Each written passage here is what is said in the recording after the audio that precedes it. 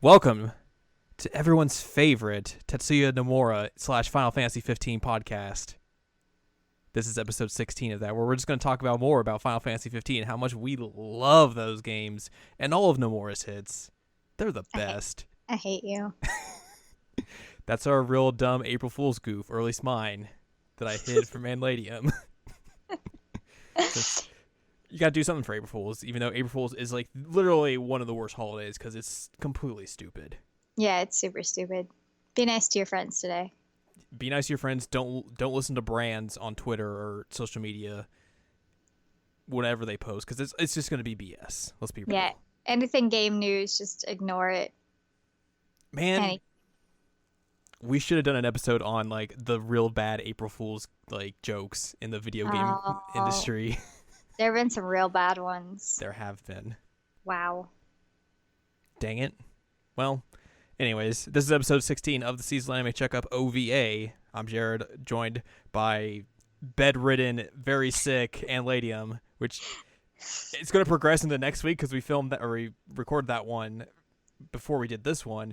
She's still sick. Yay. Yeah, it's not an illness that has lasted for 2 weeks. It's one that has lasted for several days and somehow has, I think, gotten worse than it was when we recorded episode 17. So, yeah, I might sound a little bit exhausted, and that's because I am. We recorded episode 17. You went to work the next day, got sent home before getting like an IV stuck in you, and then basically slept for 24 hours. Yes, on and that's off. exactly what happened. Which is just like, good lord. Yay. And then you wake up today and it's like, oh, we got a podcast. I mean, that's pretty much what happened is I dragged myself out of bed. I was like, we have to get this done. It has to happen. And like, legitimately the only thing that I want in life right now is pizza. And I know that I can't eat pizza because that's going to be the worst thing for me to like try and consume if it decides to come back up. That would just completely wreck you. It would. I'm craving pizza so bad. I mean, as you normally do. Well, it's true. I do normally crave pizza, but like, for example, when I got my tonsillectomy, like the one thing I was craving was like chips and queso, and like you can't have chips and queso after you've had a tonsillectomy. So like my body it makes no sense. It's like, hey, I want these things that I clearly cannot have, but I want them right now. Chips and queso would be like the absolute worst thing you could have had. Oh, absolutely, 100%. My mom's like, you can have that after you heal, but as of right now, we're gonna give you pudding. You're just like, I'm not gonna want it by then. Right, and like I legitimately have not been able to look at like Jello and pudding or anything like that since I had the tonsillectomy, because I ate so much of it. Yeah, I can imagine that. Well, today we're gonna talk about a series of games that you very much enjoy. I do. That don't involve getting your tonsils taken out, but probably some real bad other stuff. Yeah, it can be somewhat gory and gruesome at times, but it's not tonsillectomy. Yet. We're going to talk about the Zero Escape series and do another retrospective on those. So if you listen to the Persona, Sailor Moon, Danganronpa retrospective episodes, you have the basic idea of what we do for those. But if not, and this is your first time listening, here's what we do. We go through release info of when they came out, we talk about some development information and history, and then we basically give our opinions of each particular game that we talk about. Yep. And the reason that we're doing this now is they just released the Nonary Games edition, which surprisingly, I talked about this with you before the podcast. It's $9.99 and Virtue's Last Reward in one package. And it's great, and I'll talk about that in a minute. But it doesn't include the third game, so that's kind of a bummer. Yeah. But we wanted to talk about this now because of that release. Which is essentially what we did with the Danganronpa one too, because that one had the thing come out, and it's like, oh, we should probably talk about this. And it's like, oh, a week later, the Zero Escape one comes out. Sure, why not? Just great timing on all that stuff. we kind of talked about this, before we get into the full episode of like why Zero Time Dilemma isn't included in the nonary games, and I was kind of thinking that like that game just came out in June or July of last year, so it might just be too new to put in that thing, and I've been kind of thinking about that since we talked about it. Maybe the way that thing's optimized, like, it might not have worked on PS4, or it might not have been easy to get that thing on PS4. I mean, I know it's on PC and Vita and 3DS, but just like the visual styling of that game, like maybe there was just like some weird hiccups that like they couldn't put that in there, but also they announced this thing in like August or September of last year, and it was basically from then on it was like, oh, we're remaking 999, and then we're just gonna throw Virtue's Last Reward in there as well for funsies. So maybe it just was never in the plans to have all 3 games. Maybe that'll be sometime down the road, like next year or something like that. Yeah, but now they've taken the good name. Like, you can't do the nonary games again as the title. The nonary Games of the Year edition. Maybe, but it just is kind of weird in my opinion that you have the first 2 but not the last one. But it makes sense, your reasoning on why they didn't. And I mean, in all honesty, well, I guess I'll talk about this later, but the first 2 are the best ones anyway. Yeah. So. Well, let's get right into this. Let's do it. Let's talk about 999. Do you know? Give me the subtitle in proper order, because you did this the other night. Oh crap. It's hours. I know it starts with hours. Is it? I'm not gonna look at this Google sheet. I'm not gonna do it. 9 hours, 9 persons, 9 doors. Correct. I did it. Yay. For the second time. All this week. Maybe being sick is good for my memory. The one good thing. Yeah, I can never ever get that subtitle right. So I just always call it 999. That's, I think, pretty much everyone. I think they re-released this on DS, and it was just like Zero Escape Volley 1 999. And I don't think they put like the subtitle or anything on there or anything. But here's some release info for this game. This game originally came out on the Nintendo DS, not 3DS, on December 10th, 2009 in Japan. Haha. So this game is approaching 10 years old, which, too old. And then eventually November 16th, 2010 in the US. And then it was, I think, re-released in both Japan and the US. I don't have those dates on here just because, like, that would clutter everything up.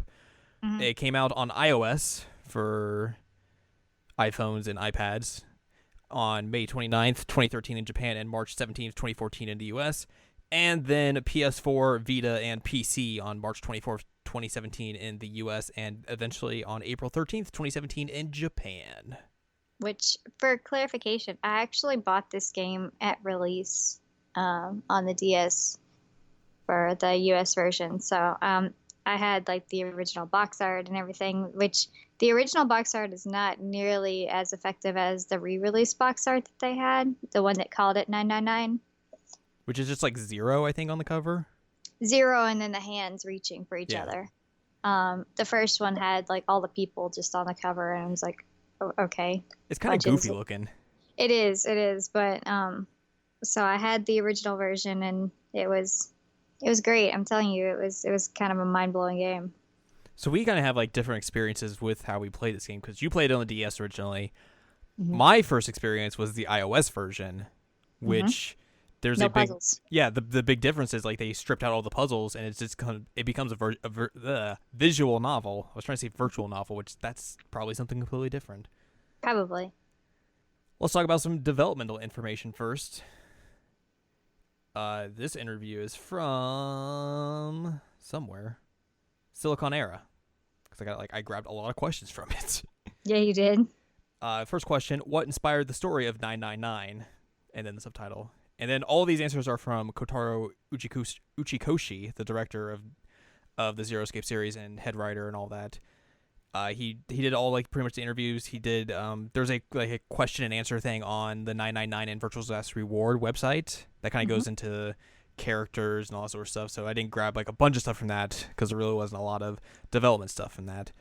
But his answer to the inspiration of the story: I think that's a great question. Reason being, my inspiration came from exactly that, the question.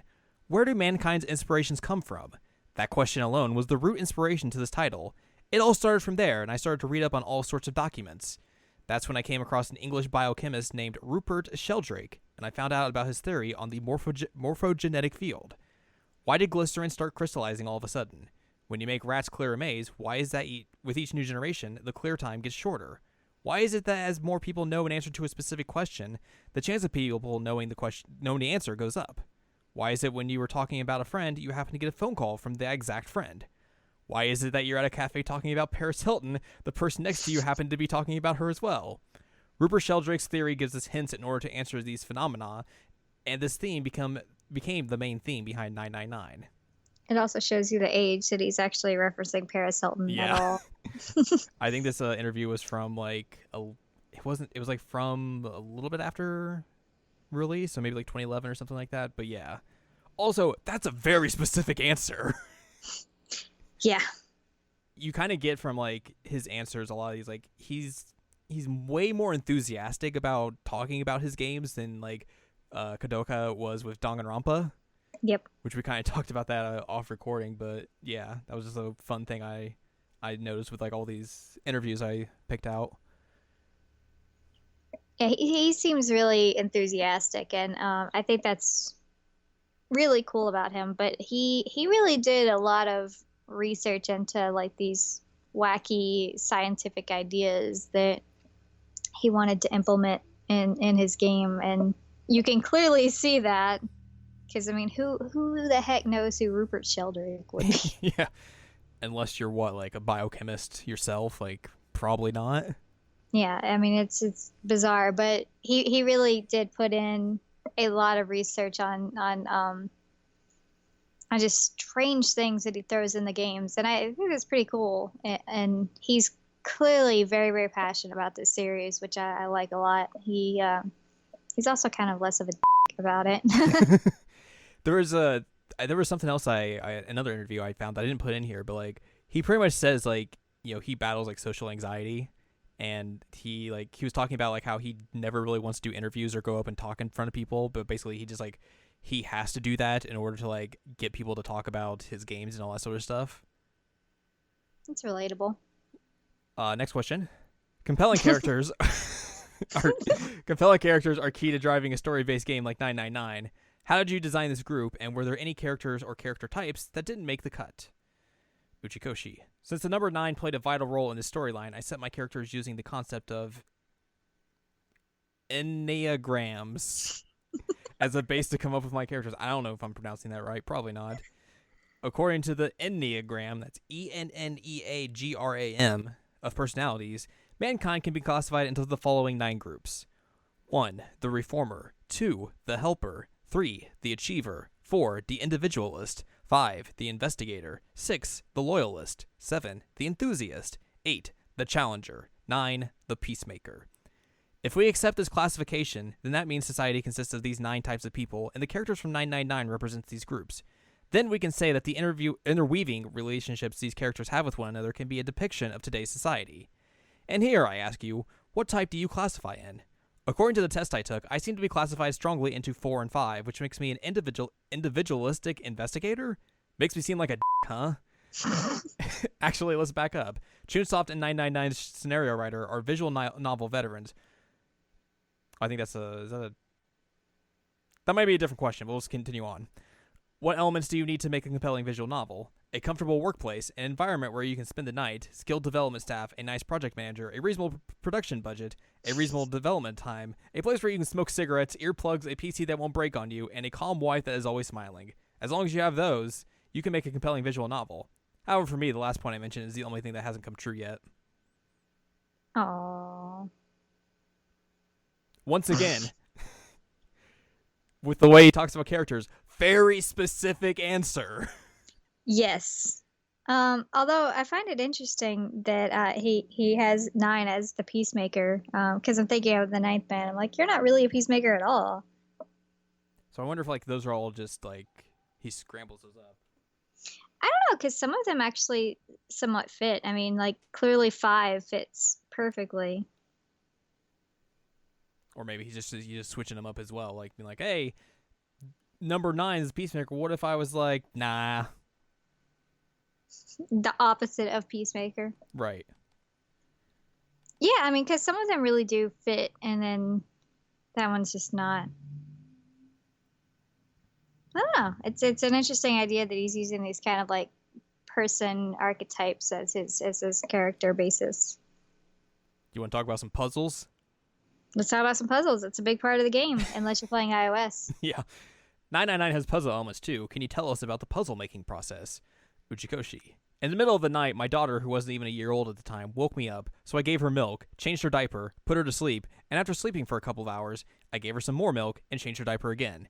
Then I made breakfast for my wife and myself, washed those dishes, cleaned the bathroom, took out the trash, and said, I'm off to work to my wife, who lay sprawled on the sofa watching TV. After which, I went to work, then turned on my PC, and I came up with puzzles as I scratched my head while using puzzle-related sites as references. I don't even understand like why that entire story had to exist, but it also is kind of like really indicative of 999 and how much just like irrelevant storytelling is sometimes in there.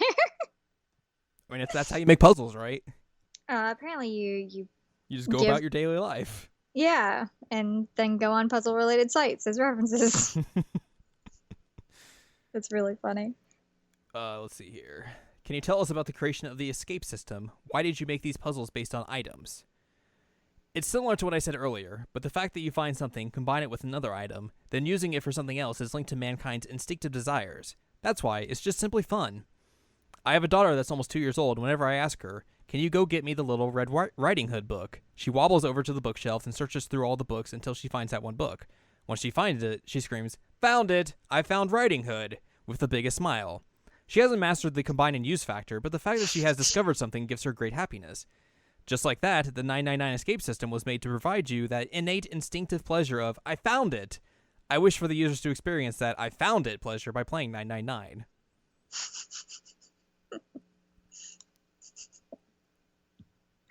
I just love that he's like, my daughter inspired this really brutal killing game. But also, it's like, he's kind of right. No, he is. I mean, he's 100% right. Which is just the weirdest thing. It's hilarious, though. That's the second one he references his daughter inspiring, though. While visual novels are an established genre in Japan, they aren't as popular in the West. What do you think can make the genre more mainstream? It is very true, this genre has gained much popularity in Japan. However, since Japanese manga and animation is widely accepted in the US, we can also hope that the scenario characters will be accepted in the US as well. Since the release of the iPhone/iPad, the culture of reading has been spreading. These devices can break down the barriers, and we believe that there is room for the visual genre to spread throughout the world. Spread. Dang it. You caught me off guard. And then these... oh, sorry. I was going to say, isn't there a... I don't remember. Anyway, isn't there something where he's saying, like, that Japanese people like to read more? Is that later in the interview? That's a later question we have. Oh, okay. But yes, that is a thing. So that's really interesting that he has this, like, idea, which, based on the current political situation, I'm not entirely unconvinced that he's wrong. But it's really, really fascinating to me. We've dealt with this with Danganronpa, and we dealt with it now with Nonary Game Zero Escape, whatever you want to call it. That there seems to be like a huge like cultural divide that they feel like is a hindrance to releasing visual novels. Right. And I'm wondering like what does make it so that like U.S. players are into visual novels, because I love them. I think they're great. But again, it's kind of like in the Danganronpa episode, they were talking about how these visual novels that I'm playing do have gameplay elements. So it's just a really interesting thing to kind of like mull your head over. I don't know. I wonder if it goes just back to how English-speaking gamers have been acculturated to privilege gameplay over story. Yeah. and like that's the reason why it's kind of been a weird barrier to jump for these visual novels to make an impact in the U.S. market, because you'll see it often. Like, I mean, look at games like Gone Home, like Firewatch, like Life is Strange, who are very, very story heavy, and people will just all over them because there isn't much gameplay in them. And I've always been the type that I prefer the story over the gameplay. Right. So I don't know. It's just a really interesting idea to think about and consider, like, why is there such a divide in terms of gaming? And maybe that's something I should tackle in my own research. But that's a detail for another day. This podcast helping you find good research. Thumbs up. Yeah. These last two questions come from the 999 website, where there's a bunch of, it's basically a spoiler and question and answer session. So if you play 999, you want to find out some questions that probably might not be completely correct in their answers, should go check that out. This first question: were you influenced by Capcom's Phoenix Wright Ace Attorney series, as you pretty much get asked when you're another visual novel coming out? Not directly, but perhaps I was influenced some in the sense that Phoenix Wright allowed Japanese gamers to rediscover how fun an adventure game can be. I can see that. Yeah, it makes sense. Because, I mean, I guess, like, we don't think of them as adventure games, but they pretty much are. Yeah. It kind of is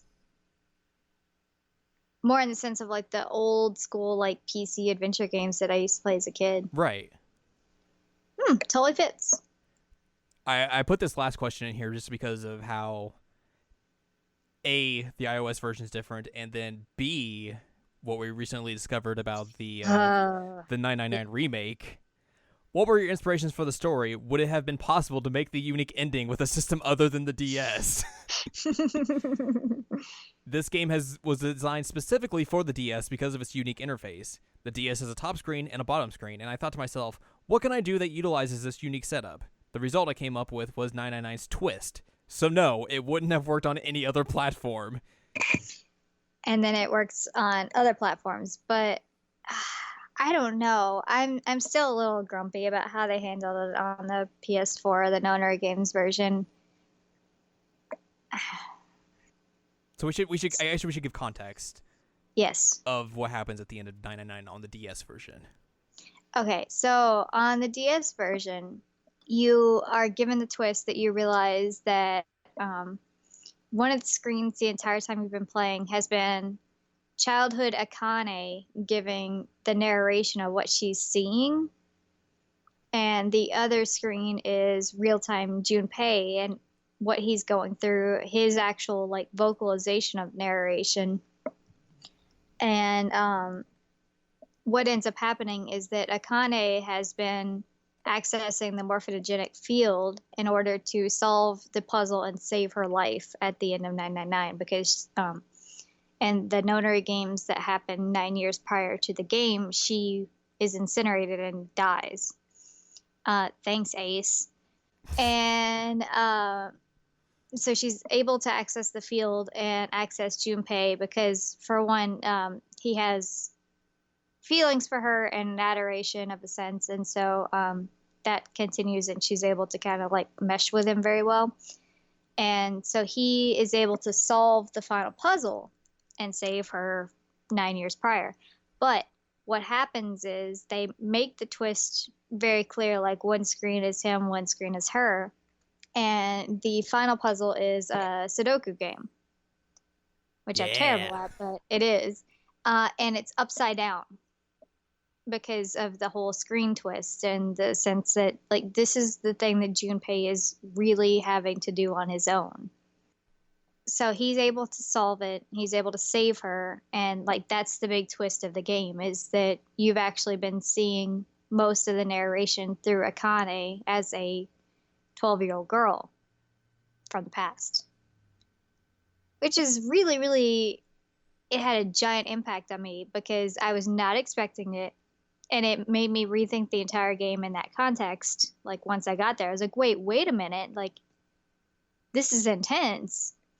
And I thought it was such a well done twist. It was so good. It actually utilized the hardware, which I mean, how many games do you know of that are like specifically thinking, how can I use this hardware to make a story twist? Like that's super cool. Right. And they kind of threw that out the window with the PS4 version. And I mean, with the iOS version, there's no puzzles. So you can't really do So that. you can't really do it. So you kind of miss out on a lot of the big twists. When it comes to how the Nonary Games edition handled it, I didn't care for it as much because what it essentially does is it has two modes. It has adventure mode and novel mode. And because I'm used to getting all the narration and everything, I pretty much stayed in novel mode the entire time. Right. Adventure mode is supposed to be just from Junpei's perspective, kind of like it would have been on the DS. Novel mode is Akane. And then at the very end, it actually relabels them as Junpei perspective and Akane perspective or something to that extent. And it just switches like between them rapidly, which is kind of disorienting. Because they put like an effect on there too when like they transfer between both views, and it's like, yep, and it's like, well, okay. Yeah, they put a weird effect in it. It happens quite a bit at the end because like obviously that's where the twist comes up. But then they actually changed the puzzle because I guess they figured upside down Sudoku wouldn't really work on the PS4, Vita, PC, whatever. That it wouldn't make a whole lot of sense as to why it's upside down if it's not on the DS. Just turn your TV upside down. Right. And so I was really thrown off because I was playing it, and then I got to the final puzzle. I'm like, what the heck is this? What do I do?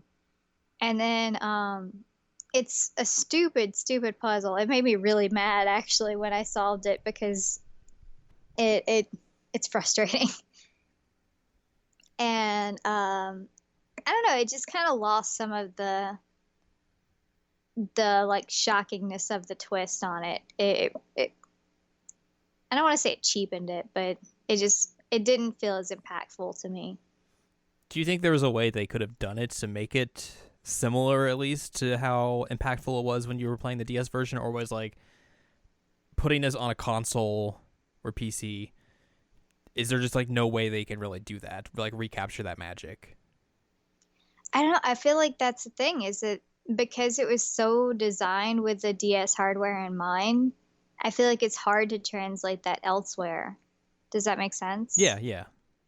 So, I have to commend them for trying to find a way around it, but I do really think that kind of lost some of its impact. That said, I still think this is the best version of 999 you can play. Because it's got that voice acting.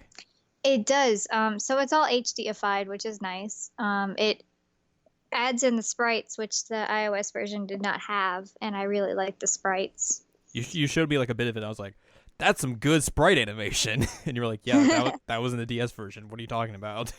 Yeah, it's really, really well done. And the voice acting, I've seen people wrongly categorize it as horrible. I don't know where in God's name they pick up that it's horrible, because it is super well done. Like the guy who plays Junpei, and I'm blanking on his name, you looked it up the other day. But he nails it. I mean, he really, really nails Junpei, because he can pull off the like really big sass machine. He can pull off serious moments. He pulls off being terrified out of his mind several times. Like he really is the like standout star of this game. But that said, everybody else really did a great job too. I don't think there was a bad voice actor in there. If I were to name somebody as the weakest, it would be the guy who played Snake/Light. He was the weakest, but that said, he wasn't a bad voice actor at all. Right. He just, when you're first introduced to Snake on the stairs of the boat, Junpei calls him Prince, because of his outfit. So I always kind of expected him to have more of like a regal type of voice to him. And he was just kind of like snooty-ish, which I mean, I guess is kind of regal, but The regal snootiness. yeah, it just I don't know. But he pulled off very well in terms of like when Snake was having conversations with Clover, or if Clover was like the topic of conversation, then he was able to pull off emotions super, super well because you can really feel how much of like a connection those two characters have. So I like that. Wendy Lee was Clover, and she was Clover in Virtue's Last Reward. I actually feel like she did a better job in 999 than she did in Virtue's Last Reward. Which, like, most of like the characters that were either in VLR or Zero Time Dilemma, they share the same voice actors, so that's definitely a positive in terms of like keeping that cast centralized and not just being like, oh, we got some other people to do these voices for this one. Yeah. The one time that I really feel like the voice acting was kind of weak is at the very end of 999. You end up having flashbacks of Junpei and Akane when they're talking about how Akane is going to have to leave and they're not going to see each other much after the month of June, and he gives her a doll, which that doll ends up becoming huge to the story from that point on. Actually, even before that, because that's the reason that she went back in the first place. The doll is a huge story point, period. And what they ended up doing is just having the voice actors for Junpei and Akane for the regular game just kind of try and pitch their voices a bit. Yeah. So, they could have gotten kids for that. I can see how that would be not great, but Yeah, I mean, it's not terrible, but it's very clearly those two actors just pitching their voices. and probably just for like a production of that size, like they probably didn't have like other people on staff that could like do kid voices probably easily, and at least in the same vein of those characters. Mm-hmm. I think so. And, it was also the same in terms of, again, Snake slash Light and Santa slash Aoi. When you have the scenes with them on the boat 9 years prior in the original Nonary games, their actors are just doing the same thing. It's just they're pitching up their voices, which kind of throws off a bit of the whole idea of like Snake didn't recognize Santa because of his voice changing because of puberty. Yeah. Because he kind of sounds the same. Whoops. I mean, he clearly is trying to make it higher, but they kind of sound the same. So that's my only complaint with the voice acting. Overall, like everybody just nailed it. I remember texting you during the death of the ninth man, and I said something effective like, "The death of the ninth man voice acted. Oh my god." It's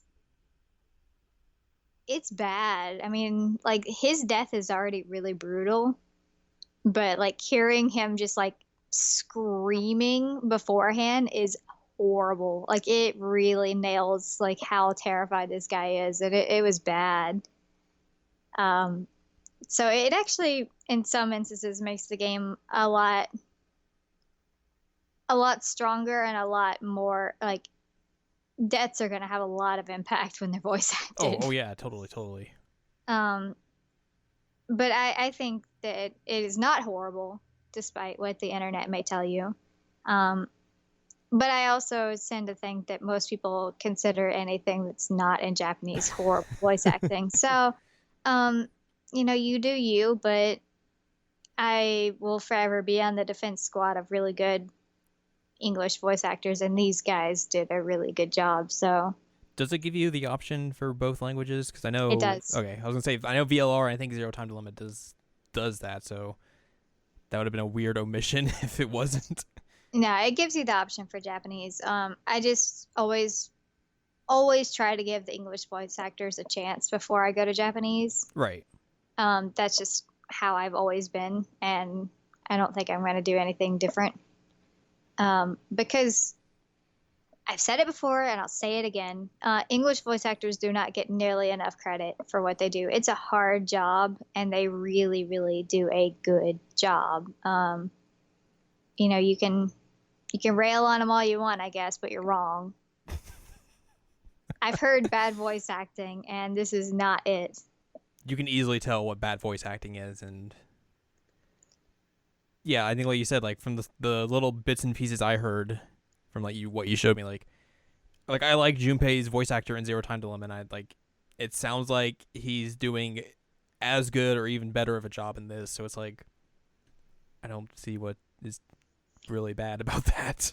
No, I don't either. And I'm trying to remember. There's a game that was on the PS3 that used the Shadow Hearts characters, and that is the worst voice acting I've ever heard in my life. And you can point to that and say that is bad voice acting, and I will agree with you. Or like most games from the 90s that had early voice acting. Right, like Dynasty Warriors 3, that's bad voice acting. I legitimately, when I'm in a terrible mood, will go watch that video just to make myself feel better because it's so bad. So I know bad voice acting, and this is not it. It's just frustrating whenever people just crap all over really good actors because they're not speaking Japanese. Like, go screw yourself, guys. Did you know, speaking of Dynasty Warriors, there's a new Dynasty Warriors mobile game out today? Really? Yep. I know this is off topic, obviously, but the first picture you get when you load it up on the iOS the App Store is the return of Koei's Dynasty Warriors. This is not just action; it is Musu. Oh my god. That's another thing that I really, really like, though, is I like Dynasty Warriors, so, Controversial opinion there. It kind of is. Yeah. I cannot remember that name of that game, but I'm trying to. It's so frustrating. Why can't I remember it? Anyway, I forgot that he was introduced as Rude Hero.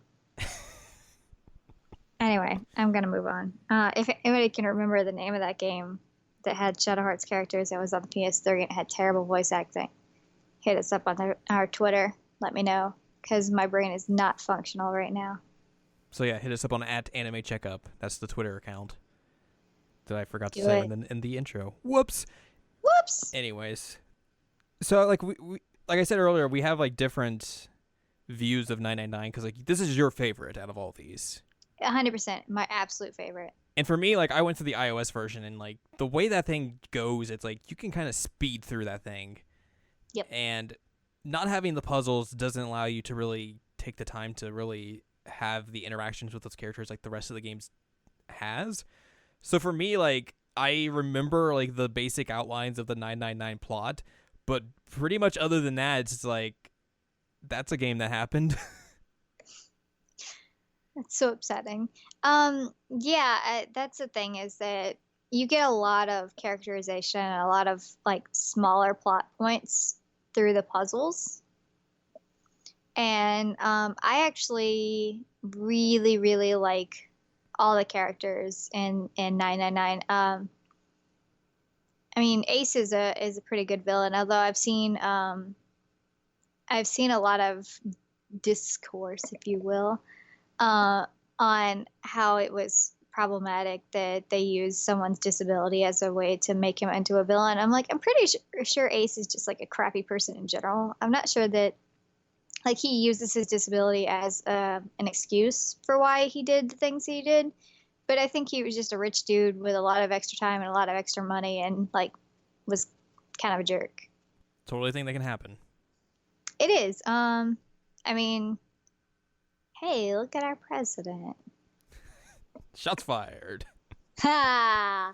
So anyway, sometimes people with too much time on their hands and too much money can be terrible people, and it doesn't necessarily have to do with the fact that they can't see faces.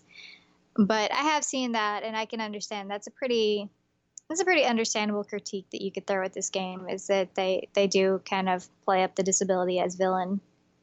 So I get that, but like he's a good villain. His characterization is really strong. The rest of the characters are phenomenal. We'll talk about this more in Zero Time Dilemma, but Akane and Junpei are like, yes, I love them. They're so good. And I know that I sent you the video of the voice acted scene where Junpei misunderstands why why June/Akane is afraid of going on the elevator, and God, their relationship is so funny to me. that part is so good. It's really, really funny. Although he does still have his like creepy protagonist tropes in terms of like, I also sent you the part where like you have frozen chicken and June is like, it's hard. And he's like, say that again. He's like, say that again. Say it again. One more time. Okay, thank you. And I'm and like, she's just like, what? And he does it to her again in Zero Time Dilemma. With some other object, but I can't remember what it is off the top of my head. And then the nipple size one. The nipple size one is pretty. Yeah, he has his moments. Or like his famous line of "This is a shower. I know I've taken one once." Like, Junpei, I love you. You're ridiculous. You are a ridiculous human being. One thing that I want to mention is that Clover, again, is voice acted in this one. Holy cow, the axe ending. Having that voice acted. Wow. So what I learned is that Wendy Lee can sound really demented. Really demented. It was phenomenal. I'm trying to think. Because Lotus, yeah, she kind of, her voice actress did fine with her, like sometimes angry and sometimes bossy. Like she did fine. I really liked her, and I like Lotus as a character. Seven, his voice actor had a lot to work with in terms of like, I have amnesia, so it's a lot of like groaning and like I'm upset because I can't remember things. But he did a fabulous job on his retelling of like what happened on the boat 9 years ago, because most of what you learn about that is from Seven, which is kind of cool. Obviously you don't learn a whole lot about the ninth man. He's not there long enough. He's not there long enough, but man, again, that scene voice acted was brutal. It was super brutal, but everybody really nailed it. They did a great job, and these characters stick with you for a while if you get to know them. So I can understand why you wouldn't feel as connected to it. Yeah. But it's a bummer to me because it's my favorite. Well, should we talk about your favorite? My favorite? Yeah. Yeah, let's do it. The second game in the Zero Escape series, Virtue's Last Reward, was released on the 3DS and Vita on February 16, 2012 in Japan, and then October 23rd, 2012 in the US, and re-released on PS4 and PC because they didn't really do anything to VLR except change some localization stuff. Poor Dano. And then these are the same release dates as 999, March 24th, 2017 in the US and April 13th, 2017 in Japan. Wait a minute. Are you really going to lament the Dono on here? Are you really going to do that? Totally am. Because do you remember when I first saw that? I was like, who would say it like that? You did. I remember that. But it... I'm glad that they changed it to Dono instead of Dono. I feel like I'm more mad that they changed the captain's quarters thing in 999. Oh, right. We forgot to mention that at one point it's something effective. Like the translation said captain's cabin. And then the sign says something completely different. And it like whatever, I can't remember exactly. It was either captain's quarters or captain's cabin. One of them, it like one of the characters, Junpei says this, and the placard says completely different, and then Clover's like, that's what it says. And it's like, no, that is clearly not what it says. And I posted it on my Instagram because that was a real good goof. And then they changed it. They changed it so they no longer look ridiculous when they say that's what it says, because it wasn't what it said at all. Such a bummer, though. Yeah, I mean, okay, so the placard said captain's cabin, and Junpei said the captain's quarters. Clover says that's what it says. That's what it says. It's not what it says, but good job. But yeah, they did change that. So you're more upset about that than you are Dono? Yeah. I was kind of happy they changed Dono, though. Yeah, I'm happy too. I remember that I reblogged something the other day that was like, reblog if you're on team Dono instead of Dono. And I'm like, yeah, that's me. Dono is the proper way to say this. Anyway. Well, let's get into some developmental history of VLR. This interview, also from Silicon Era. 999 had an air of tension with a time limit and bombs strapped to the players. The feeling of fear was palpable, but in Virtue's Last Reward, the game had a different feeling. Players could take their time to explore, and characters would casually talk about their backstories during puzzles. Why did you make the change? Uchikoshi. When we were developing Virtue's Last Reward, we asked people in Japan who didn't buy 999 why they didn't buy it. Most of the answers we got was because it looked scary. One of the decisions made by the higher-ups was, for the next one, make sure to tone it down. I made it more mellow and lessened the tension. That's why in the first game you explore, but in the second game there is the needle. I didn't have a choice but to tone it down. It's kind of a fascinating answer. It is. I mean, it's kind of a look into the business side of visual novels. Yeah. But I mean, I guess it makes sense. There is a whole lot less tension. I get, and I guess as well, like I didn't put this in here, but he was writing both 2 and 3 at the same time. And originally they were making both of those for the DS and PSP. But then like 3DS and Vita came out, so they're like, oh, we got to move these up to there, but now we're going to focus on the second game. And then, of course, like the financial troubles with the third game came about, and it took a while for that game to come to fruition. But yeah, what a strange choice of being like, hey, why did you people not buy this game? Oh, it was too scary. I guess we'll mellow it down. And then the third game's like, F that. Yeah, the third game just threw all of that out the window. And I don't even really, I don't guess I understand the whole concept of 999 being scary, but I mean, I guess within the first hour of the game, you do have somebody explode, so. It's very spooky. Yeah, I could see that. There's a whole lot less like explodey gross death in VLR. There's just more Dio getting kicked around. Dio deserves it. He does. Let's see here. Where am I at? Okay. When the first game in the Zero Escape series, 999, was in development, it was designed for release in Japan, while Virtue's Last Reward was developed for a worldwide release when it was being planned. How did that change the way you developed the two games? Story-wise, it didn't affect much. I didn't change the story since I had that in mind already. For puzzles, I made sure not to use Japanese characters. I tried to avoid cultural references as well, and made more global puzzles, which ended up having numbers, since numbers are universal language. So I guess this is kind of in reference to the fact that the door Q didn't translate as well from 999. Because that was a big thing that a lot of people had an issue with 999, is that the final door is door lowercase q, not a 9. Right. And that twist doesn't make as much sense in English. There's like that, because like, different. It's a letter and a number. What? Right, but they're pronounced the same in Japanese. Right. So, like, it made sense in Japan, but it didn't make as much sense in the U.S. release. So I think that's probably what he's going for in terms of this quote, but I could be entirely wrong on that.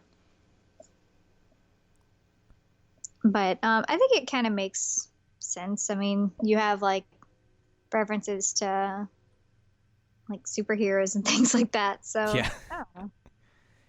Numbers are the universal language, after all. Yeah, God, I hate numbers. Just do away with all of them. If you were going to give Akane life advice, what would you tell her as her creator? She has special abilities, and it's something I would never be able to understand because I don't have those abilities. So I would say to her, do what you think is right. And then follow up. Do you think what Akane is doing is right? That's a hard thing to answer.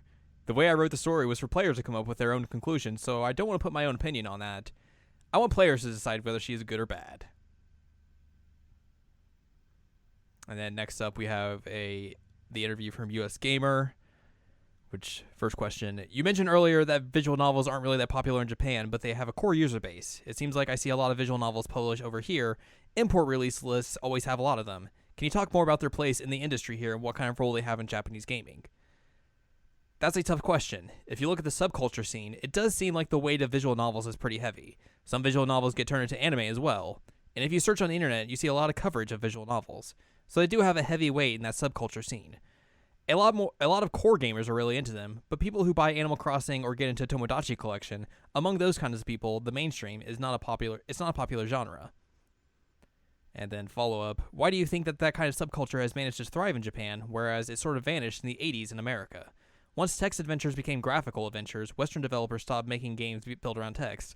And here's what we were talking about earlier. One thing that might be a big factor is that the Japanese like to read. We don't feel like reading is a pain. Maybe that's one factor. Which, it's interesting cultural difference. Because I've noticed, you're aware of this, many of our listeners may not be aware, I don't know. I've had some forays into teaching, and it is impossible to get people to read when they're supposed to read. Mm-hmm. And I don't know what that disconnect is in terms of like, why would other cultures be so interested in reading and ours wouldn't?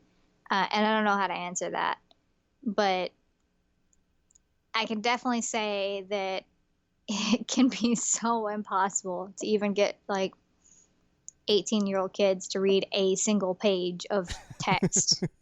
One page. So getting them to read like a visual novel, I can understand why it would be a little bit difficult. But that's, I think, one thing that I've noticed, though, is that people who do like to read tend to gravitate more to this genre. Right.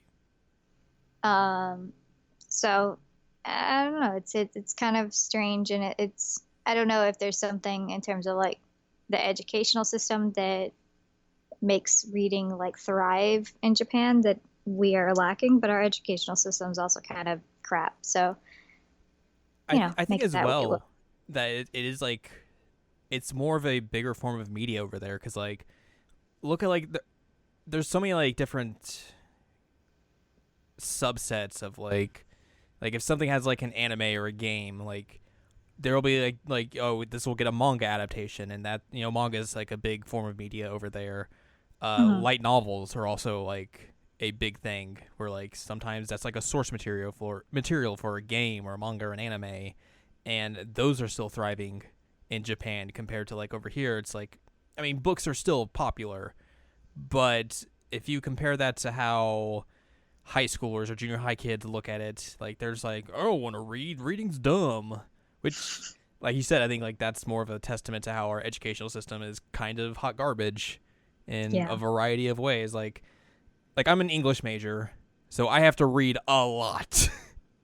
And I'm a historian, I read a lot. Yeah, if I show up to class and haven't done the reading, like I'm basically not showing up there, and like my professors will call me out on that bullshit.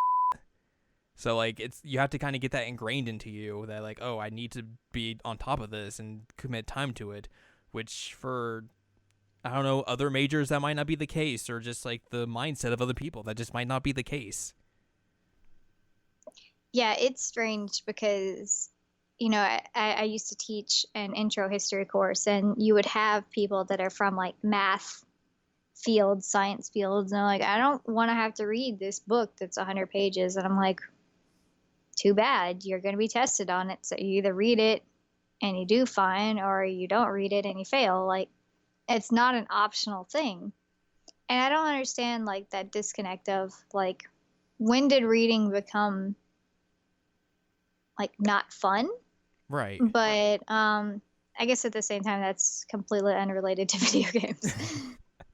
Welcome to our educational podcast. Yeah, I don't know. It's just really frustrating to me because I'm somebody who like I literally need another bookshelf because I have books piled on the floor at this point. I read all the time for whatever reason. I read fanfic because I think it's fun. Like, um, I don't know. It's frustrating to me. But it also makes me gravitate to this style of game and like very story heavy games. I just like the idea of like you saying freshmen are scoffing at the idea of reading 100 pages. And it's like, dog, had to read like 100 pages in 2 days. Like that's nothing. Right. Well, that's how it was for me. Is that like when I was doing classes, I'd have to read like at least two or three like 300 plus page books every single week and Mm-hmm. like do responses on them, and it's like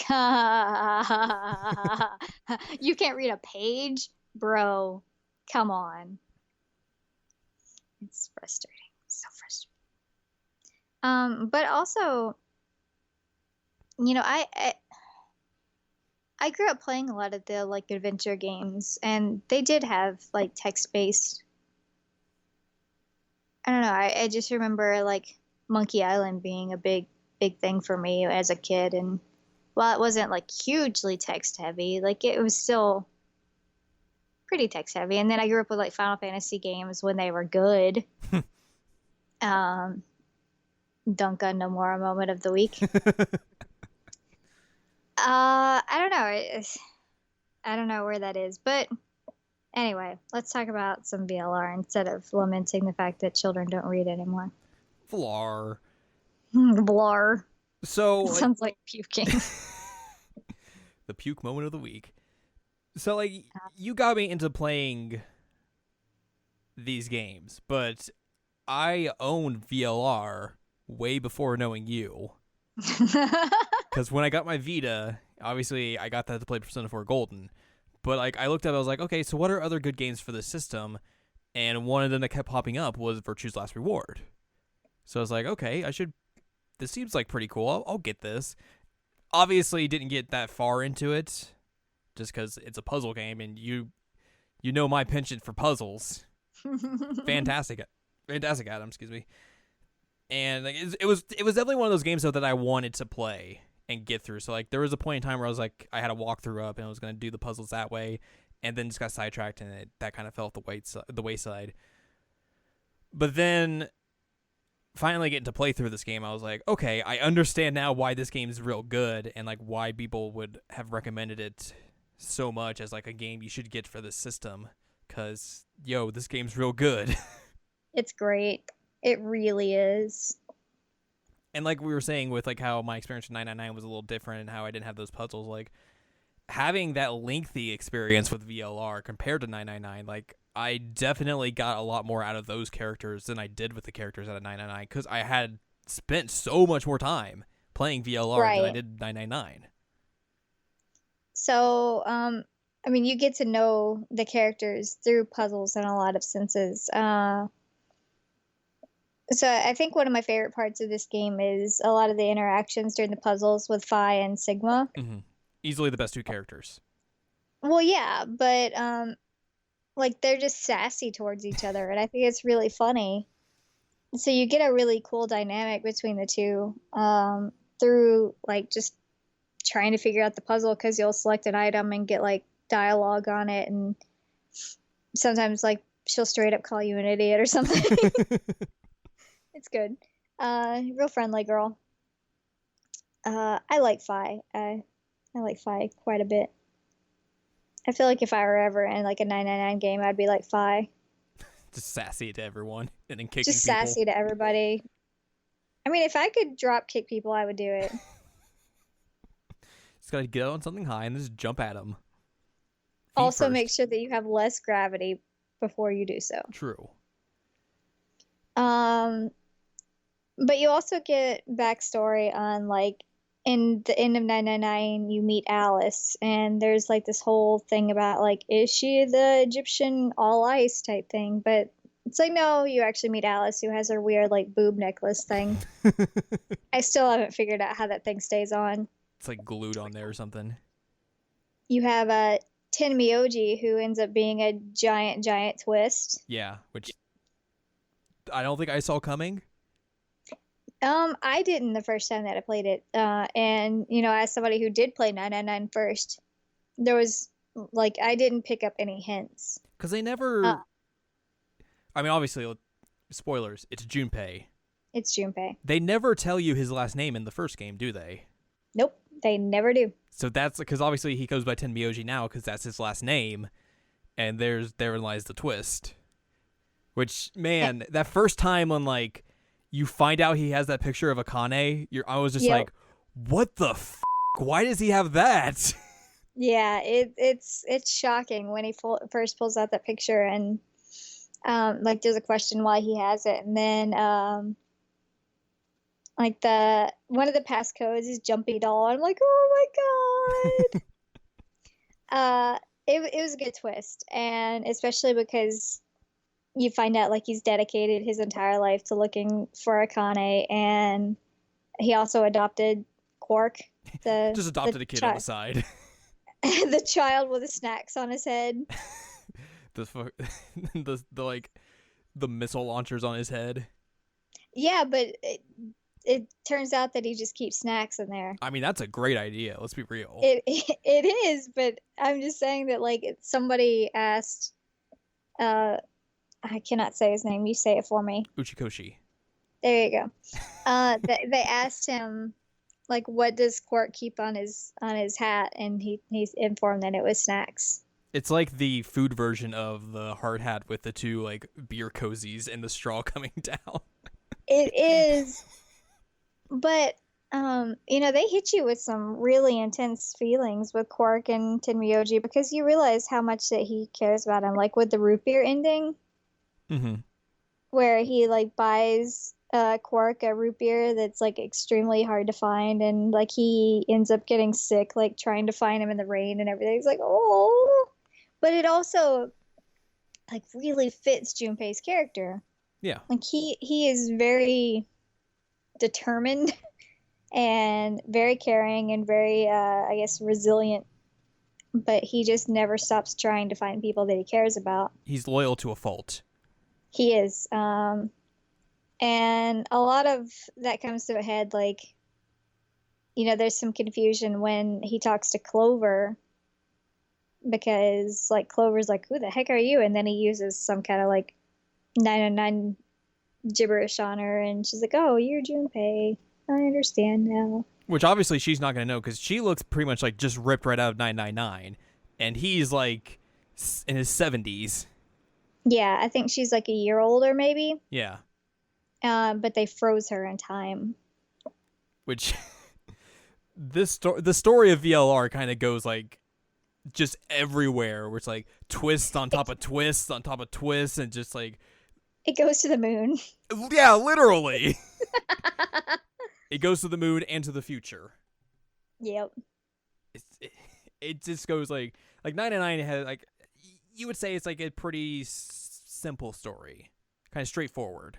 With like the few twists in there. Yeah, there's some twists, and I mean it's kind of strange that like there's the whole like Titanic replica type scenario, but not as weird as the future and the moon. It's like if you take 999 and then you just make it completely bonkers, that's Virtue's last reward. Oh, also add in religious cults and cloning. Yeah. Because that's also there.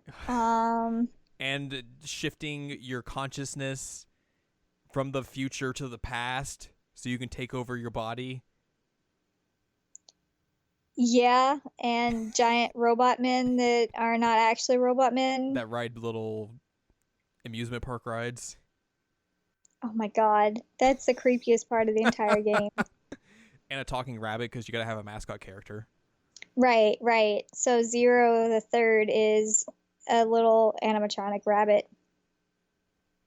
God, VLR is weird. He says that he tried to make it not Japanese, but it's It's. I mean, I'm not sure if it's necessarily Japanese, but it's weird. okay. But how many games do you know of that are like Western that have like weird stuff like that? Let's be honest. I was about Like to, most, I was about to say Metal Gear. Like, no, that's Japanese. right? Like most of the time that you have a game that just goes like completely off the rails like that, it's Japanese and it's Yeah, fine. yeah. I love it. I think it's great. But most of the time it's Japanese. Which we haven't even got to the main core part where it's like, oh yeah, your main character is also an old dude who basically orchestrated all of this with the help of Akane. Yeah, whoops, he's Zero and he has robotic arms and he's old. And him and Akane are bros and raised Kyle, who is sometimes your robotic friend and sometimes your robotic friend is actually Akane. It doesn't make any sense. Oh, and also there's a lady here who looks like Sigma's former love interest, who is also a robot. Yeah, yeah. Luna is one of the best characters in VLR, Mm-hmm. period. I Mm-hmm. love Luna, but when you find out that she's like a robot of his former lover and then like she's just disintegrating in his lap, you're like, It's so "Oh sad. Man. no." But again, it's kind of the same thing as 999 in that like all these characters are really, really well done. Even the villain characters Mm-hmm. are good characters. Although I've yet to figure out exactly why Dio is dressed like he's a circus ringleader. My I hope know that my your hope is hope is what?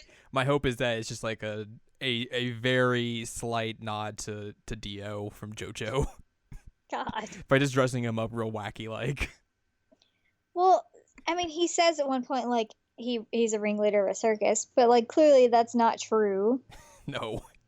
So I wonder what the actual reason is. But also his voice actor is one of my faves. So it's kind of hard because I hate Dio, but like I love the voice actor. I'm like, you do such a good job, but I hate you.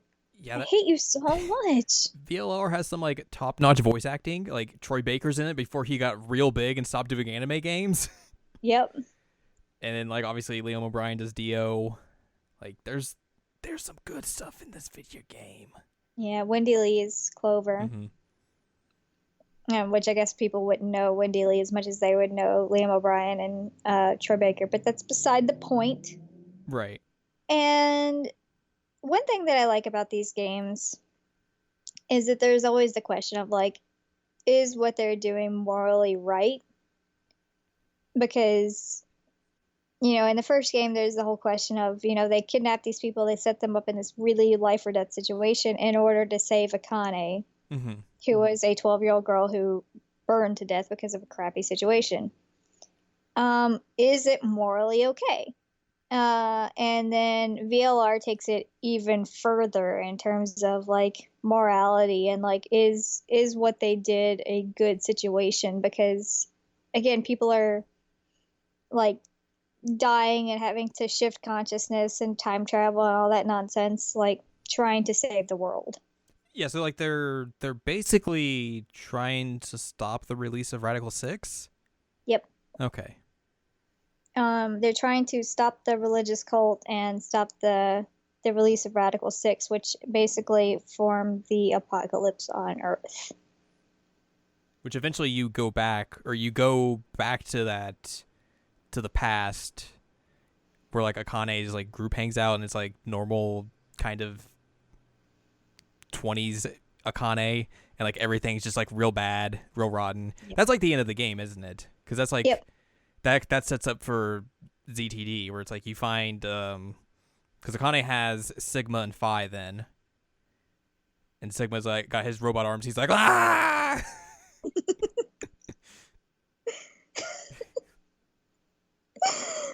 But yeah, it basically sets you up to put the versions of Phi and Sigma who know about the future into their younger bodies and then put them into the Nevada test site to contain Radical 6. The story's bonkers. little bit, yeah. Um, but man, the twist of like the old lady who is dead, and then like when you shift and she's not dead and it's Akane, I was like, what? Yeah. But again, it also ties back to the whole like jumpy doll thing. I was like, oh man, I'm so excited. There was just like a lot of real good twists in this game. Oh yeah, totally. When like they're they probably should not have been able to pull off so many good twists like they were able to. I mean, really, they shouldn't, because you have like old woman is Akane, Kay is Akane, Kyle is your clone. Oh, by the way, you're actually old. Like all of this Oh, could by the become way, you're also Zero. all of this could become so convoluted. And especially trying to tie it back into the first game and tying it into another game in the future. Like, I'm just astonished that they pulled it off and pulled it off so well. Yeah, it was great. I really, really like BLR. And you, so one thing that's, I guess, somewhat unfortunate though, is that you do get some backstory on like some of the 999 characters. Like you find out that Snake slash Light has become like a musician. He's a harpist. And you know that Aoi, who is Santa, has been running Crash Keys, which is Akane's like Her group. group. Yeah. So you get some, and then like we were promised to get more details, and then we never did. Yeah, they're on the Virtue's Last Reward site, the Q&A they do on there, like a lot of the answers like, what happens to X character from 99? It's like, oh, that'll be addressed in the third game. Spoilers, it's not. It's not at all, but you do get some info. Like I said, Light was also like an agent along with Clover, and they were using their abilities to like access the morphogenetic field between each other during their time. But you know, you also get the confusion of, well, it's actually a lot of years in the future. So what happened? But you know, a lot of that's going to be erased anyway by Zero Time Dilemma. So yeah. That's also very true. One of the things that I found in the VLR Q&A, spoiler Q&A, that I found real funny was like, there was a question on there, and we talked about this, like, it was like, is Sigma and Phi going to get into a romantic relationship? And Uchikoshi was like, no, they're not. Which makes sense in Zero Time Dilemma, but like, I guess at the time it wouldn't have, but I just love how he's like, no, ain't happening. he's just adamant that it's not happening, which I'm glad that he was, instead of like trying to like bait people into thinking that it might happen if they play the third game. Which he kind of does for everything else, but like that's the one.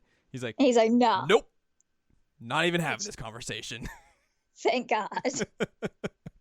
And even then, like I don't understand why people ship them. But I don't understand why people ship a lot of things. So, you know, whatevs. But I feel like they're good bros, and they have such a good retort with each other. They do, which makes sense. It does. But their dialogue between the two of them is some of the best in the game. Period. You want the snark machines? You go to Sigma and Phi. That's one thing that is consistent throughout this game that I really love, is how much snark and sass is like in the main characters. Man, like, God, they're sass machines. How would Sigma, Phi, and Junpei hang out without just like it would just them being complete just smart to each other? It would be like nothing would ever be like serious. It would all just be snark and sass. Oh man. Good times. Good times. So I guess that leads us to Zero Time Dilemma. All right. No time. Zero times. No time, no dilemmas. So this was released on the 3DS Vita on June 28th, 2016 in the US, and somehow later in Japan, we got it first. I'm still kind of confused by that. It came out June 30th, 2016 in Japan, and then worldwide on PC on June 29th, 2016. So 3 days of Zero Time Dilemma. There you nice. go. All right, developmental stuff, which unfortunately I didn't find like a lot of stuff on there. just because I think like not enough time's passed for like probably to have some like spoilery talks about it. But Yeah. this first question I literally put in here just for you. Yay. What do you think post-marriage life is like for Akane and Junpei? Which, spoilers, that's one of the They get endings. They get married. they get engaged. Yeah. Yeah. Uchikoshi And says they might argue over things, but I think they'll have a happy post-marriage life. I'm so happy about this because I know a lot of people were worried, and I wasn't because I know like how dedicated they are to each other. Uh, and also I want to say that it's hilarious that Junpei puts the ring on the wrong finger at first because he can't remember which hand it goes on. That's actually something in that VLR spoiler It's Q and in A, VLR, yeah. because like someone asks him about that, and he's like, "Why does Akane have a wedding ring on in that scene?" He's like, "Oh, it's on the wrong finger. It's not a wedding ring." Yeah. It just leaves it at that. And it's like, oh, ties it back in later on, but okay. Well, and during Zero Time Dilemma, she says at one point like that she has to go do her thing, and that if everybody survives, they can move it to the right finger, and then like after shifting and everything, they figure it all out. But Because initially, in that, when he gives her the ring, that leads you to the ending that leads to the VLR. VLR, yep. So there's a mention that like if everything goes okay, that they'll move the ring to the right finger. But so clearly VLR is the ending where everything does not go okay, but you can get an ending where it does, and they do get married. And I'm so happy because I love them together. They're so great. They're so good. The Delta twist was cool. How did you plan the story to foreshadow this twist? You had to find some complex motives, obviously. Dang it. The main twist was already planned beforehand once we decided to go with the third-person cinematic style of gameplay, since the theme of the trick in the Zero Escape series is the perspective. Which is cool that like he consistently is thinking of like what hardware he's working with and how he can utilize that hardware to make a twist.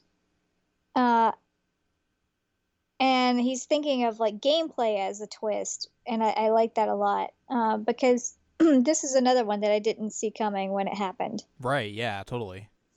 Because spoiler alert, Delta is Q of Q Team, And also which Sigma and Diana's kid. right, and also Phi's brother. Yeah. And he is also the mastermind of Zero Time Dilemma. He's got those complex motives, man. Complex motives. I also watched that video when I'm in a bad mood. But he is 02. He is all those things that we just mentioned. And throughout the Q Team perspective, you think that you are looking at it from this robotic kid named Sean, but you're actually looking at everything from Delta's viewpoint. Which, man, it's fascinating when you go back and look at everything from Q Team's perspective. You're like, oh, I get it now. Once again, a twist that totally shouldn't work, but does. Right. It shouldn't at all, and it worked really, really well. So the Delta twist was a cool twist. Especially because, like, you go into this game and you think, like, okay, these last two have been visual novels where it's like, you know, you get the portrait of the person talking and then the text box.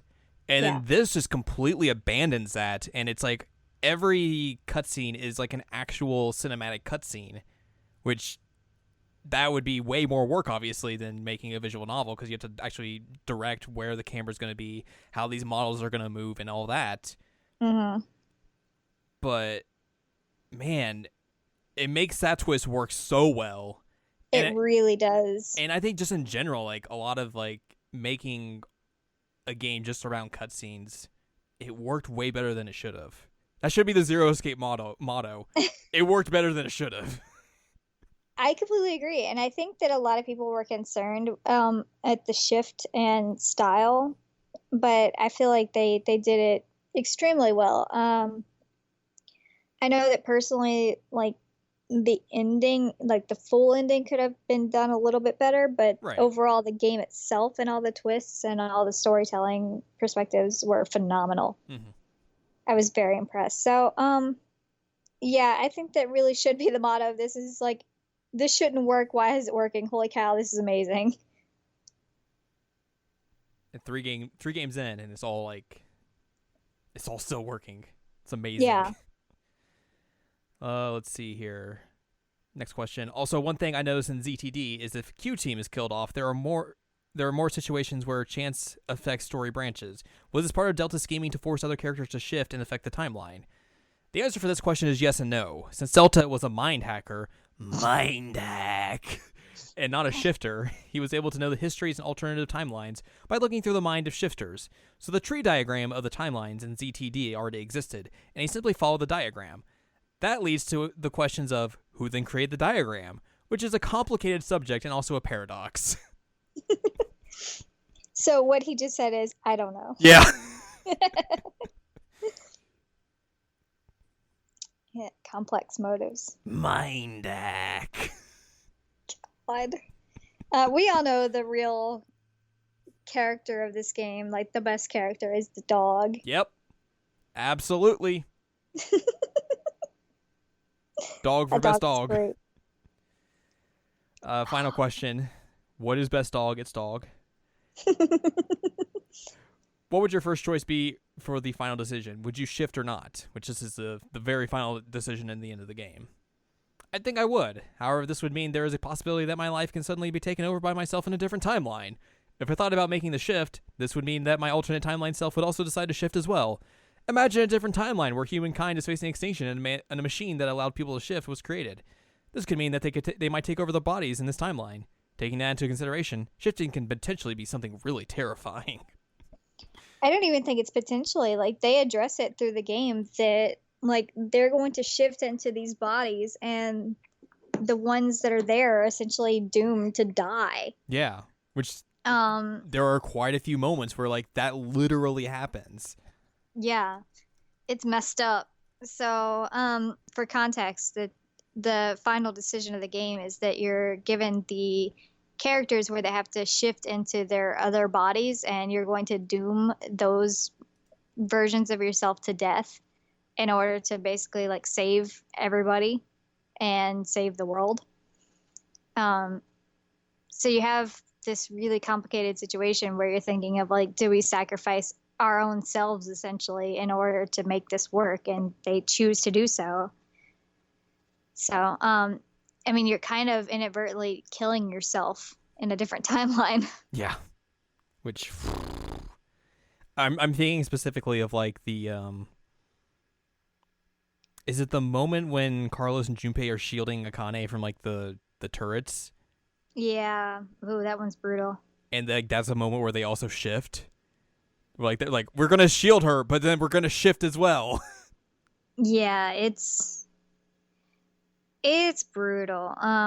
And you know, it's kind of questionable as if it's going to work at all. But I mean, you really are dooming yourself. You're saying this body is going to be riddled with bullet holes to save Akane, but we're gonna jump somewhere else, and so, like, this version of me is dead.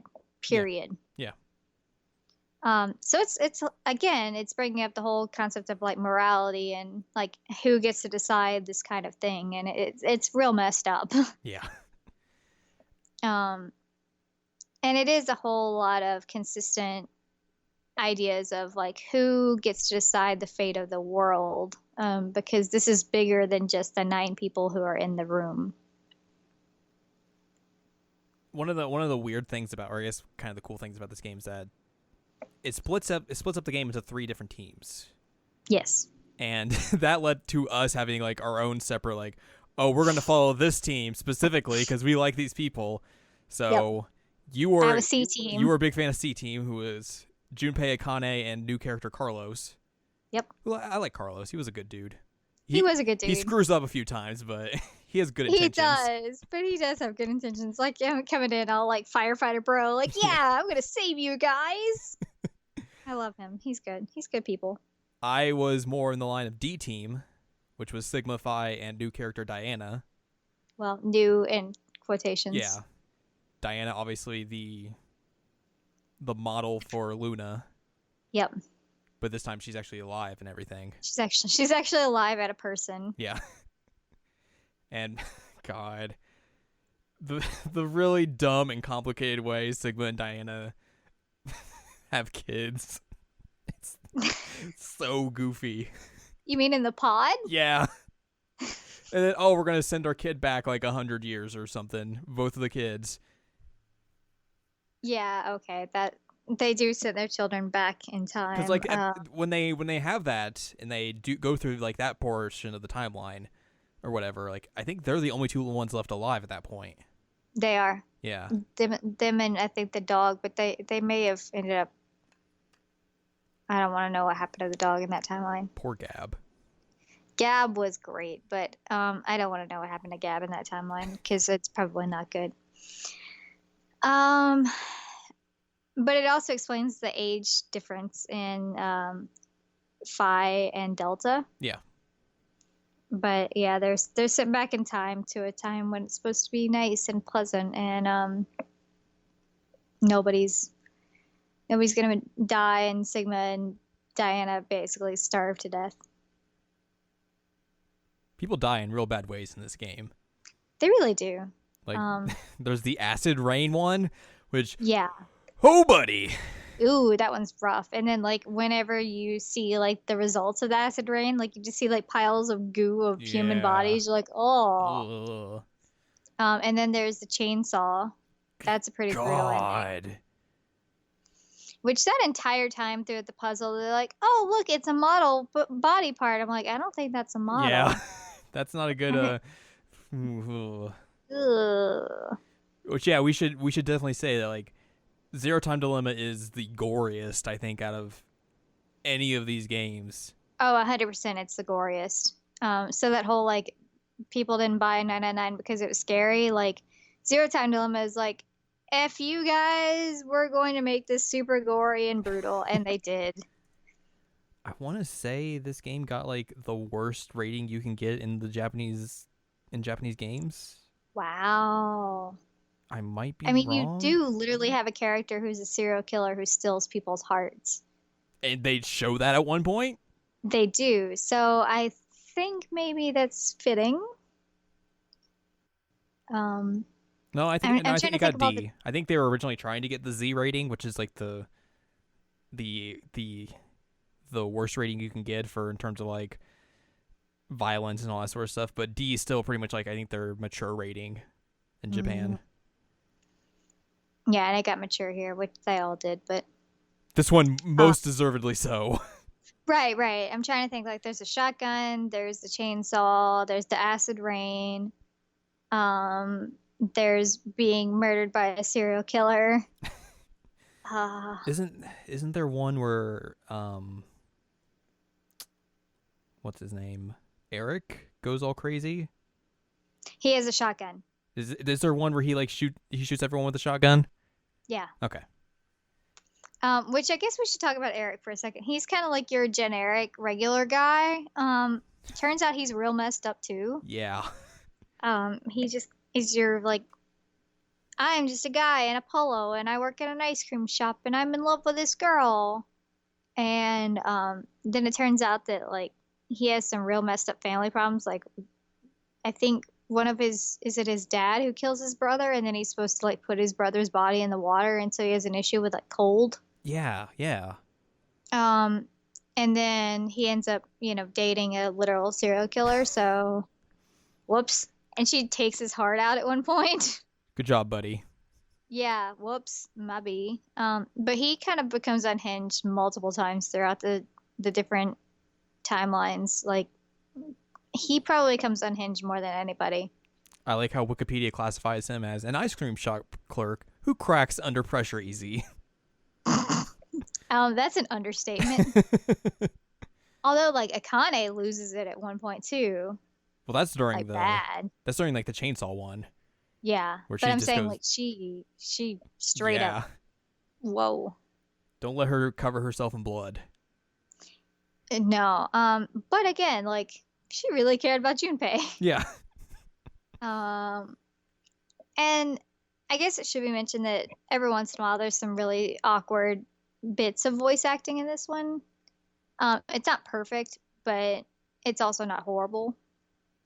And there's like weird like kind of technical issues with like some of the cutscenes. Like hair sometimes will just freak out for no reason. Freak out, yeah. And the hair's just like, like, oh, okay, oh, whoa, buddy. I also really like all the character designs in this one. It was the Zero Escape Volume 3. Everyone got real hot. Everybody got real hot. It's unfair how everybody got super hot. One thing that I want to talk about though is because he is my favorite. He's a beautiful human being, even though he's fictional. I love Junpei's like arc throughout the games. Like you can see through Zero Time Dilemma how 999 Junpei became VLR Junpei through ZTD Junpei. Because he's not a cop, but he's like some kind of investigator. Yeah, right? He joins a let's see what Wikipedia says. He just joins a detective agency to find her after she has not been heard from. So it's basically the continuation of what he was doing in Virtue's Last Reward. Yeah.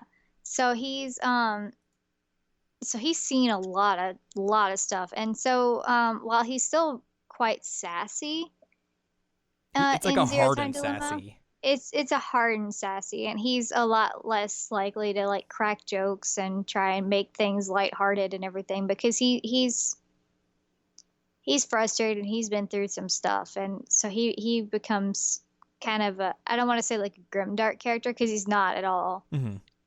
But you can see how his edges have hardened quite a bit from 999 after what he's been through. Because there's points where like you almost think like, man, this guy's kind of an asshole. Right. You do get that. And I know that you've seen, I post on Tumblr a few times that, like how Junpei has resting snark face. Yeah. I'm trying to think of how to word this, and I'm not coming up with a good descriptor in my brain. You can very much tell that he's the same character, but you can see that what he went through changed him. Right, yeah. So I think that that's good in the sense that they were able to keep some kind of continuity and like make sure that you knew that it was the same guy, but show that like not everything is sunshine and rainbows because he was literally just put into a game where like people were supposed to kill each other. Mm-hmm. Not necessarily. They were all supposed to survive except for, the ones that weren't. I don't know. It's brutal. And he does still have his like fun moments, like the time where he like happily marches off after they get the right number in the casino. And it's like, I'm going to go drink. Later. I love that scene. That's one of my favorite ones of Junpei is like how happy he is about just like he literally marches off. He's good. And also you can't get through a podcast talking about Zero Time Dilemma without mentioning the fact that there is a pretty significant portion of the game where Akane is talking about Back to the Future. Yeah. Which is great, because I love Back to the Future. Correct me if I'm wrong, but they don't refer to it by name? They cannot refer to it by name, so it's not referred to by name. It's all vague references. It's not like terrible Danganronpa Zero where there's like talking about Home Alone and Kulkin-kun. Kulkin-kun. No Kulkin-kun, but they talk about Back to the Future, which is great because people have been joking since 999 came out that Junpei is kind of dressed like Back to the Future. Which I think he's got the puff jacket. I think in one of the interviews, Uchiko Shi basically said like he tried to make an American joke in VLR and was going to do the same in Zero Time Dilemma. So I wonder if that was it. It would make sense. It would, but so I guess the one thing that I feel like is weak in Zero Time Dilemma is that you get a really good twist, you get like a lot of build up, and then like the very end of it is just kind of dropped. Yeah, like they basically kind of had to fill in all the various plot holes that had kind of developed, and I think they do a good job of that. But necessarily wrapping it up, it's kind of not as satisfying as you would hope. Right, because it essentially ends with like, what do you do with Delta at this point? And then it ends. So like you don't actually get the choice.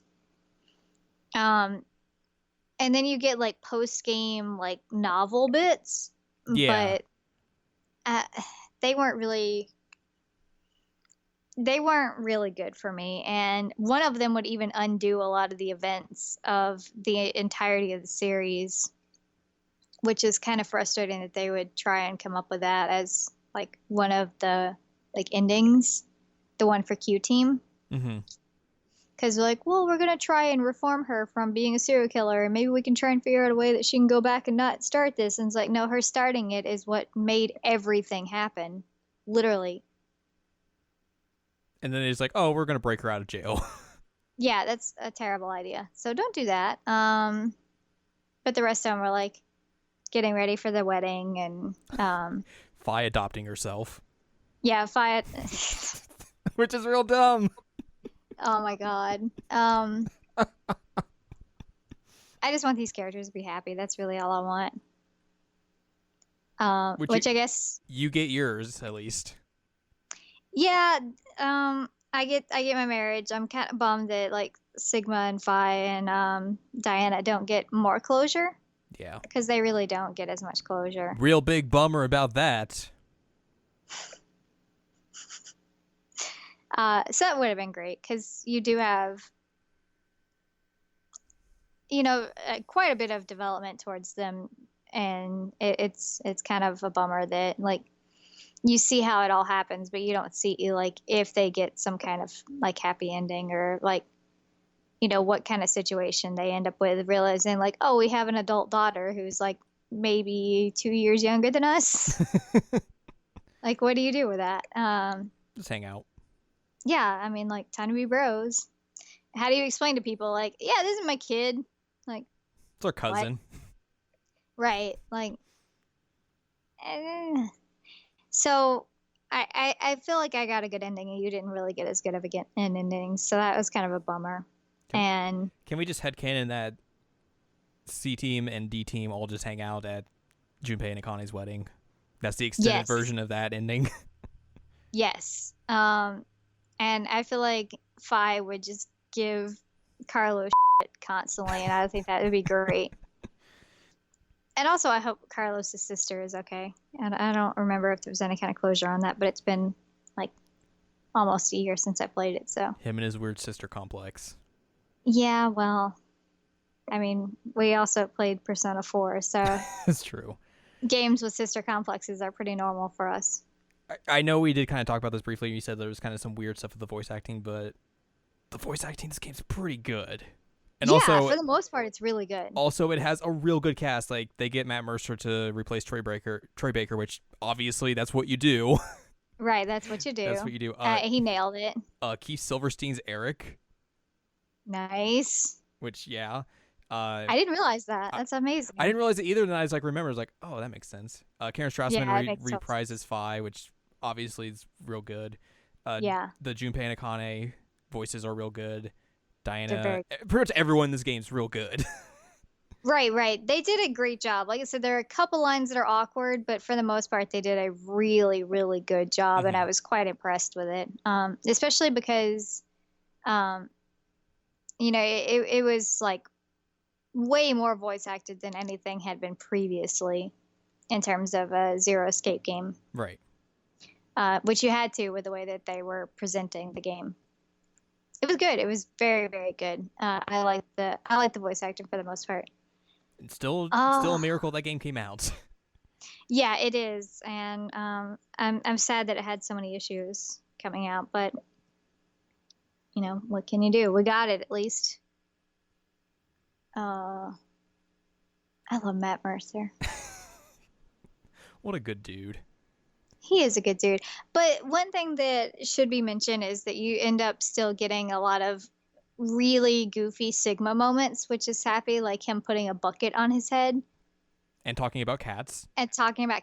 Like, they keep a lot of the weird character quirks intact, and I like that a lot. And Fi calling him an old man at times, which if you hadn't played VLR would be real weird, but like it would be for real everyone weird. else, it's like, heh. Ah.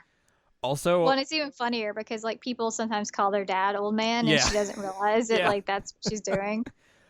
Also, apparently, Zero Time Dilemma is an anagram for me. I'm Zero. I'm Delta. Yep, I saw that when it first came out. Which, good job on that. Which was, there was some question on if he actually intended that. He says that he did not intend it, that it just came out later, but I don't know. He seems to do a lot of things very intentionally, so I'm not 100% buying that he wouldn't have known. With like all the specifics he's gone to and like his answers and... Well, the fact that anagrams have played a big part. Yeah. I'm going to go with that's intentional. Yeah, I mean, he can say that it's not all he wants, but I'm not buying it. Can't fool us. No. But I mean, it's a great series. It's a super good series. It does get a little like gory and bloody at times, but don't play it when you're already prone to puking like I am right this minute. Yeah, let's not just boot up all the gory scenes in Zero Time Dilemma. That would be a bad idea. Yeah, don't do that. But yeah, a good series. Once again, I'm glad you kind of got me into playing. I'm glad that you played it. It's great that I have somebody that I can talk to about this series because there aren't a whole lot of people that I know of that have played it. I'm real curious to see like what Uchikoshi does next, because like there was the talk like I think he's always kind of hinted at like I want to do something with Danganronpa, like like a collab of that sort of nature, but like because Zero Escape he's pretty much said like these are the 3 games that's going to be in this. It's a trilogy. After that, it's done. It's done. So right. like I just wonder like what's next for him. I would really like to see what's next because I probably will buy it. Yeah. Because he does a great job of storytelling. He does a great job of bringing in like scientific ideas that are actually believable and how they would function in this world. And I mean, it's super, super good in terms of how it's written. And that's usually what I look for in a game is like, what is the story? Is it well written? And he nails it every time. And especially just like with how meticulous he's planned out everything and made sure it all worked. Like you pretty much know like whatever's next is going to be real good in terms of like the story development and all that. Oh yeah. So I'm looking forward to whatever he does next. Which I guess we really don't know because I mean it's still been less than a year since Zero Time Dilemma's been out. I don't think they've really. I mean, they just came out with the Nonary Games collection. I don't think he's really talked about much like what he's doing next. So maybe we'll see something about that at like TGS this year. That's probably still pretty early in terms of that, but hopefully by the time like next year or something, sometime in 2018, we'll find out exactly what he wants to do next and just see what kind of crazy thing he comes up with. Yeah. And I mean, especially because of the difficulties of getting that 3rd game out, like I was concerned that it may be one of his last, but I'm hoping that it's not. Good old hope. Hope. That's you saying hope a lot, not just you being like, whoa. Sorry for the confusion. Callback to a previous episode humor. It is. So yeah, final thoughts on Zero Escape? Play it. Okay, there you go. No, I honestly do think that the Nonary Games edition is your best bet on how to play these games. You're gonna get full voice acting in 999. You're gonna get VLR pretty much exactly as it was, except for not touch screen if it's on PS4, or PC.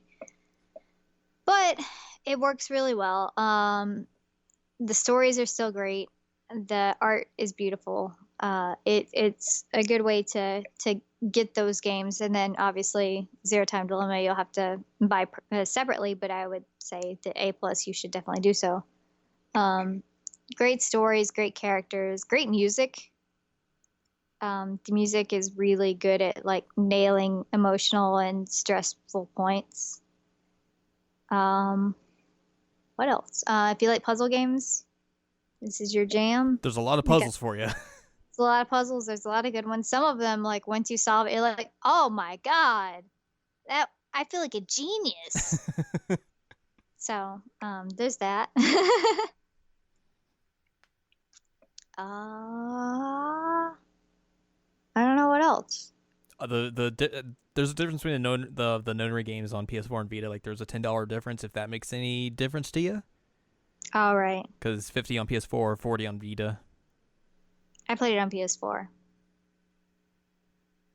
Not that it matters to any of you guys, but I did play it on PS4. I don't know the PC price, but probably somewhere around that ballpark. Probably. But yeah, it's a good series of games, and definitely we would both highly recommend them. Yes. A plus, 100%. Go buy. Go play. Don't just buy them. You have to play them too. Play the game. Yes. Play the game. Zzz. There are multiple. Yes, yeah, that's true. That's going to do it for this episode. Yeah, we did it. We did it. Another good old retrospective in the books. Whoop whoop. So go ahead and check out seasonalanimecheckup.com or sac.cool for more information. You can also check out my Zero Time Dilemma review on there if you want to find out more thoughts of, or what I think more about that particular game in general. And I have a mini review on my Game of the Year list. Okay, I wasn't sure if you'd written about it or not. Yeah, I did a mini review on the Game of the Year list. So that's also there if you're interested. So you can find that at Ladyem.com. Follow us on Twitter at Anime Checkup. You want to send me stuff for the anime podcast, hit me up on Twitter or find a way to email me on the website. It's on there somewhere. I'll have to do that sometime this weekend. And yeah, we got next week. Next week we have a kind of shorter episode because we've already recorded it. But We're going to talk about Nintendo and the mobile games they've put out and whether or not they've worked. Pretty much they haven't. That's going to be the kind of gist we give. And, we have some ideas for other games that Nintendo should try and put out on mobile, which we think would work a little bit better than what they've kind of done so far. Yep. So look forward to that next weekend. And until then, I don't know, seek a way out.